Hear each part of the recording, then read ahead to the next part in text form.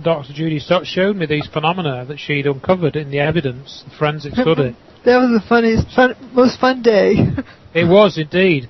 You know, we sort of joke about this now. That Andrew, why is that car parked upside down? That was it. This was it. When she showed me this picture of this car, and I'd never seen this before, I was going, oh my God, you know, this is it. This was a slam dunk. Because we'd seen all the phenomena that John Hutchison had created. We'd seen the jellified metal, in other words, in the beams in the World Trade Center, which had been stored by, is it WJ that have got that steel? It is, isn't it? I believe so. Yeah, it's a company that's held some of the steel fragments. We'd seen this other famous picture that's meant to be a thermite evidence, and it's not. It's called is it the meteor or the meteorite? Is it? They call it? Yeah. Lump. That was all fused metal, fused material, fused filing cabinet. That was all fused together, and this is exactly what John Hutchison has done. He's fused metal and wood.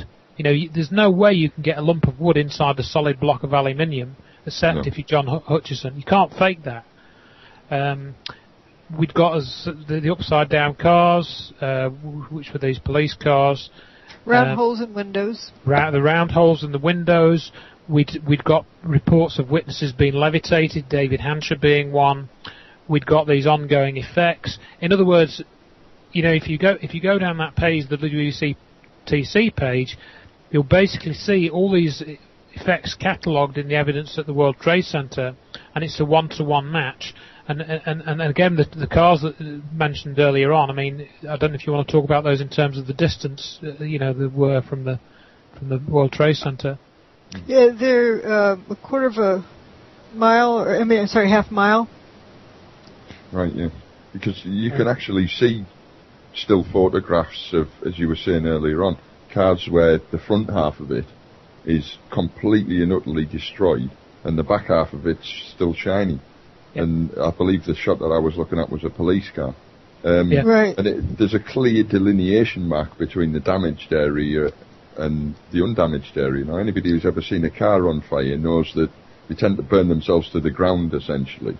And if the front end's on being damaged sufficiently for there be no tyre left on the rim, the back end generally shows signs of wear and tear by then as well, doesn't it? Absolutely. I mean, unless of course, you know, maybe some pictures will be posted by the trolls that will show a car that's only half burned. Well, probably the explanation for that they wouldn't add was that car fire was put out with an extinguisher, you know, or something. So, you know, that this is the sort of evidence and argument you'll get.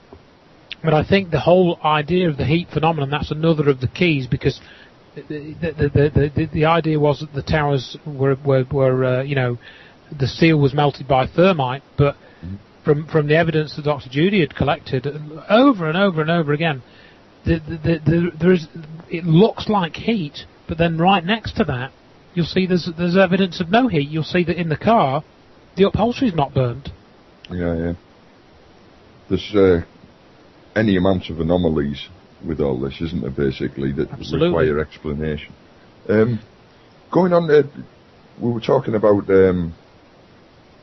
Tesla and the various things to do with alternative energy earlier on. There's the issue of Hurricane Erin in the vicinity at the same time as well. I find this, I had no idea about this, and I was absolutely incredulous when I first came across it, but would you like to explain a little bit about Hurricane Erin? It was interesting. I was on a radio show recently, and a caller called in and called me a liar, and the host was, you know, kind of thinking I was a liar. Like, wait a minute, you know, you look at my website, there's lots of links there. It is pretty peculiar, but it was for 4 days straight. This hurricane was aiming directly towards New York City. And at 8 a.m., it was about the closest to New York City. It was right outside of town.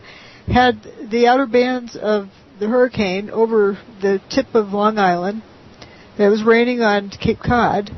Things stopped, turned around, and that afternoon headed out of town. Did it abrupt about turn?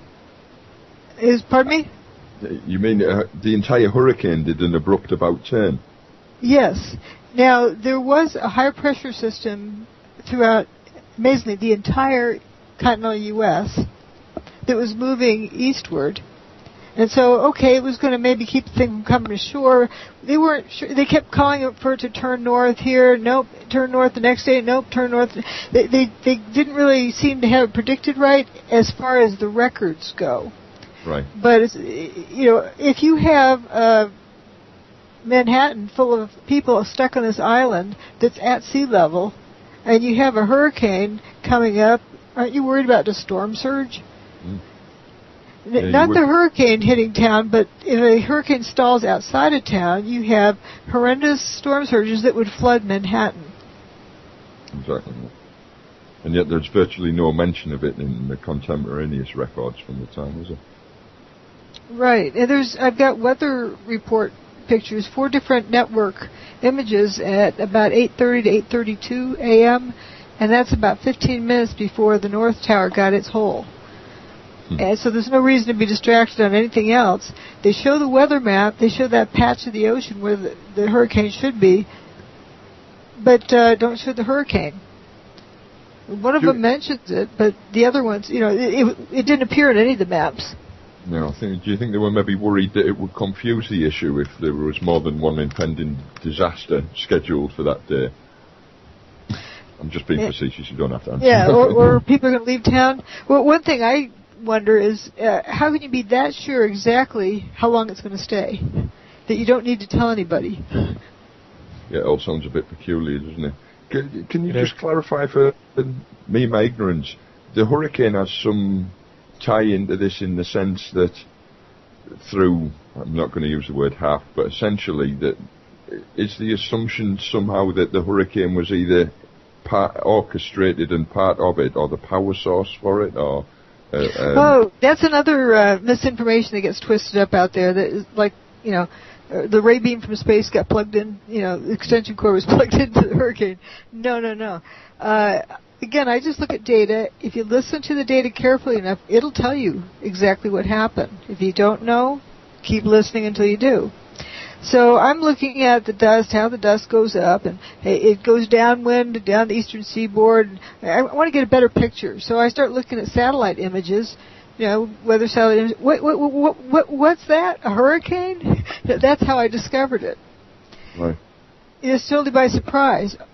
And because of how it was there and nobody really was aware of it, it's on the record but kind of tucked away. Okay. I started looking into what do hurricanes do. And they're, a cyclonic system, the same with a tornado. And got to looking at more characteristics. One thing we know is when a tornado's or hurricane's coming, all the birds leave town.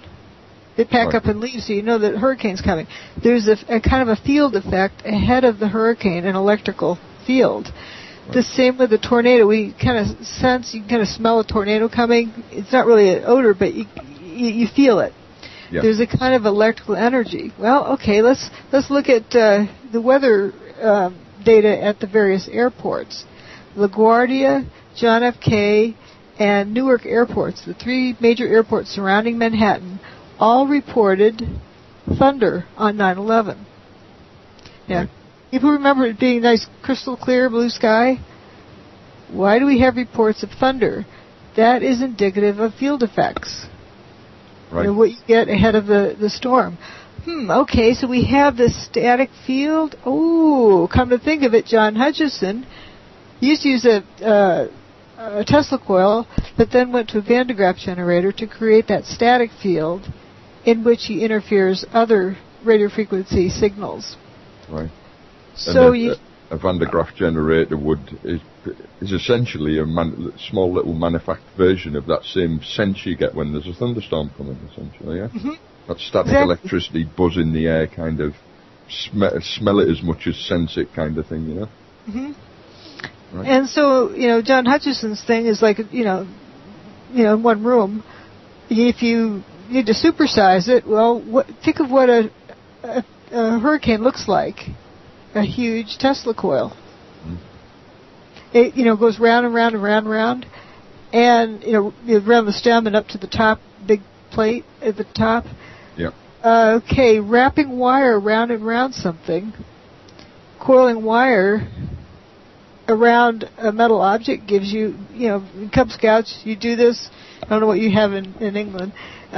You wrap a wire around a nail, plug it into a 9-volt battery, and you've got a magnet. Right. You can move magnetic fields, and you get electricity, which is hydroelectric power. Uh-huh. So here we can turn electricity into magnetism, and magnetism into electricity. They interfere, and there's another component, gravity. Right. Which you can be seen through the Hutchinson effect, yeah. And there's all these different things going on. Okay, what's the Earth's magnetic field doing? And the data I found was magnetometer readings in Alaska, 6 different stations. And I, like to plot data to get a look at it. And I looked at it, and it's kind of, you get them all like in the average value, and they start to drift down, and then they abruptly, like a chevron pattern, you start, reverse direction, go up. Uh-huh. Turns out, right where they made that reverse direction was the moment the North Tower got its hole. Right. And then, all the values start going up, and then they get to a value, and they abruptly go horizontal. That's when the South Tower got its hole. So there's a clear time correlation between the magnetometer readings and the actual events.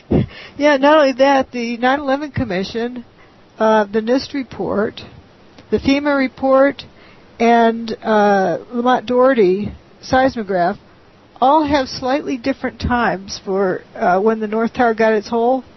Right.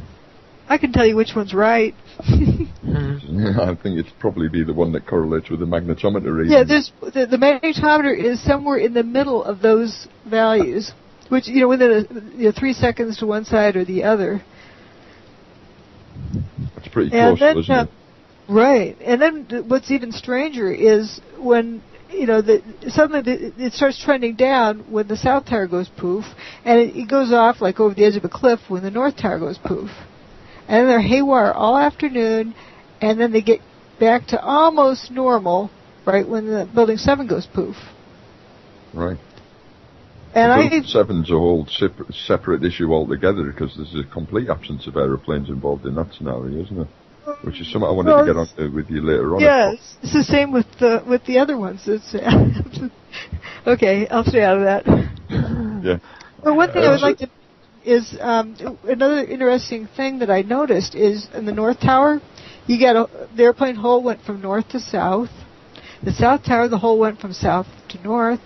The 2 towers went away from top to bottom. Building 7 went away from bottom to top. It's like each one is correcting the other one. Right. I'm not quite sure what to make of that, in all honesty, Dr. Judy. It's like something gets out of equilibrium, the other thing puts it back. Right, yeah. A sort of synchronicity between the two. A swing backwards and forwards. What I think we can mention is field effects, because that's what all the evidence is showing is at play. In other words, the field effects from the hurricane. What John Hudson was doing is to do with field effects, generating electric and magnetic fields and mixing them together in particular ways to generate certain effects. So, going back to this directed energy weapon, a lot of people think in the traditional sense of a laser being a focused beam of energy, or a microwave, this thing that you mentioned, which is the active denial system that's been used at the present. Right. That's a microwave beam of some kind, or so I understand, and it's quite a narrow focused beam where its energy is acting in one place. What we're talking about here is it's still directed energy, but it's actually the way that it's being manipulated is rather unconventional. It's actually not. We're probably looking at a mixture of directed energy things being put into a kind of an area. They're being directed into an area around the World Trade Center and potentially at the other sites where things happened as well, at the Pentagon, Shanksville. So, I would like to say the directed part is that it's directed to act on a particular area. Like, why was it just those buildings and not across the street? That's very directional there. But there's an analogy that a student of mine actually came up with when I was trying to describe this to him. He said, I designed audio systems. You have to be careful in a particular room where you put the speakers, how you put the